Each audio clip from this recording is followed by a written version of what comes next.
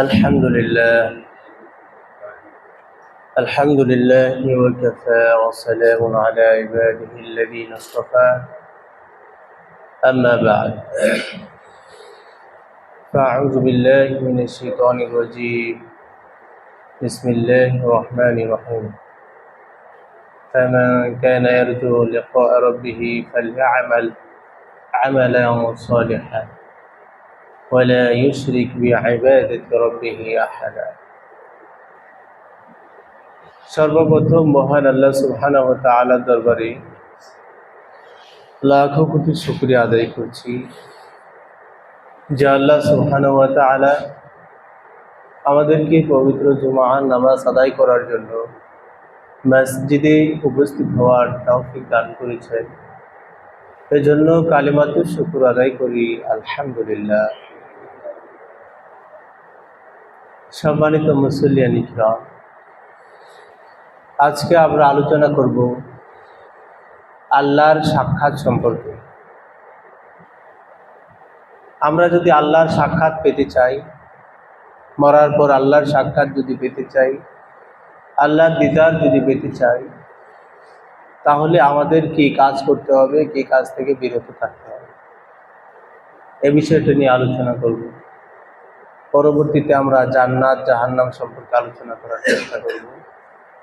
আবার হজও সামনে চলে আসছে, হজ বিষয়ে আপনাদের একটু আবার স্মরণ করে দেওয়া দরকার। সামনে আমরা হজ কুরবানি এই বিষয়গুলো নিয়েও আলোচনা করব। তাহলে আজকের আলোচনার বিষয় হচ্ছে আল্লাহর দিদার কেমন হবে, আল্লাহর সাক্ষাৎ কেমন হবে এ বিষয়ে। আল্লাহর সাক্ষাৎ পেতে হলে আমাদের কি কি কাজ করতে হবে, আমাদের করণীয় কি, আর আল্লাহর সাক্ষাৎ পাওয়ার প্রতিবন্ধকতা কি কি কাজ করলে আল্লাহর সাক্ষাৎ পাওয়া যাবে না, এই বিষয়গুলো নিয়ে আমরা আলোচনা করব।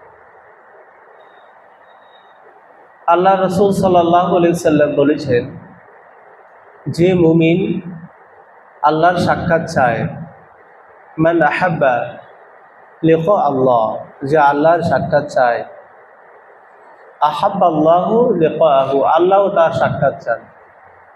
এই জন্য আমাদের মুমিন বান্দার সবচেয়ে বড় চাওয়া পাওয়া হচ্ছে আল্লাহর সাক্ষাৎ।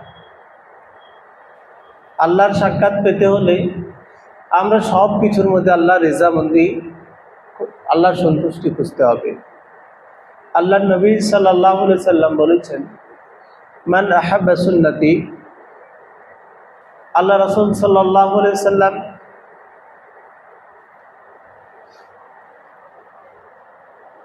আল্লাহ রাসূল সাল্লাল্লাহু আলাইহি সাল্লাম এক হাদিসে বলেছেন, মান আহাব্বা লিল্লাহি আবগাদা লিল্লাহ ওয়া আতা লিল্লাহি ওয়া মানা লিল্লাহি ফাকাদ ইসতাকমালাল ঈমান।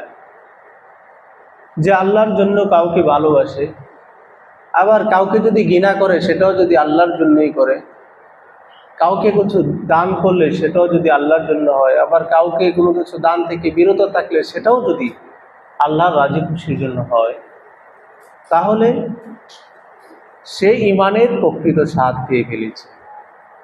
এই জন্য প্রিয় ভাইরা, আমরা দুনিয়ার জিন্দেগিতে যা কিছু করব, সব কিছুর মধ্যে আল্লাহর রাজি খুশি খুঁজতে হবে। বলবেন, আমি চাকরি করি, সেখানে কি আল্লাহর রাজি খুশি আছে? হ্যাঁ, সেখানেও আল্লাহর রাজি খুশি আছে। বলবেন, আমি সংসার করব, আমি স্ত্রী সন্তানের সাথে আমরা সময় কাটাবো, এগুলো কি আল্লাহর রাজি খুশি আছে? হ্যাঁ, অবশ্যই আল্লাহর রাজি খুশি আছে। ইসলাম হচ্ছে একটা কমপ্লিট কোড অফ লাইফ। ইসলামের মধ্যে এমন কোনো বিধান নেই, মানুষের জীবনে যা ঘটবে তা ইসলামে বিশদভাবে বর্ণনা করা আছে।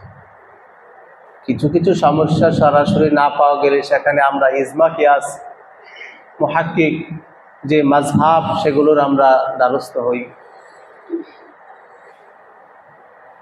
পবিত্র কুরআনুল কারীম যে মূলনীতি, সেই মূলনীতির উপর যদি আমরা চলতে পারি, আমাদের জীবন যদি গড়তে পারি, তাহলে আমরা কামিয়াব হব, আল্লাহর দিদার লাভ করব।